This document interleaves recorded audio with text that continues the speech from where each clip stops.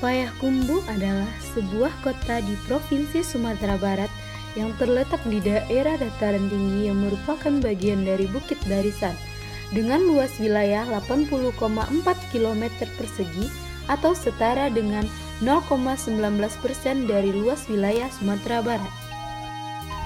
Dengan luas wilayah tersebut membuat Payakumbuh menjadi kota yang memiliki keberagaman alkulturasi. Tak hanya orang Minang yang tinggal di sini, terdapat pula salah satu etnis yang sudah sejak lama mendiami kota ini, yaitu etnis Tionghoa. Dikisahkan bahwa orang Tionghoa sejak tahun 1800-an sudah mendiami kota Payakumbuh. Faktor yang mendorong orang Tionghoa datang ke Sumatera Barat dipengaruhi oleh beberapa faktor. Yang pertama, faktor ekonomi serta faktor politik. Pada mulanya, orang Tionghoa yang berimigran hanya laki-laki, yang kemudian menikah dengan pribumi, yang kemudian membentuk komunitas Tionghoa. Yang setelah itu, pada abad selanjutnya, imigran Tionghoa yang datang ke Payakumbuh sudah meliputi kaum perempuan.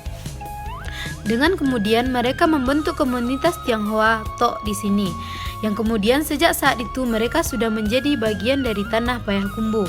Bahkan mereka sudah menganggap Payakumbuh adalah tanah kelahiran mereka. Sejauh manapun mereka merantau, mereka akan kembali ke tanah kelahiran mereka, Payakumbuh. Mereka orang Tionghoa yang lahir di Payakumbuh ini bahkan sudah membuat pemukiman khusus yang dikenal dengan nama Kampuang Cino. Bahkan mereka sudah sangat fasih menggunakan bahasa Minang.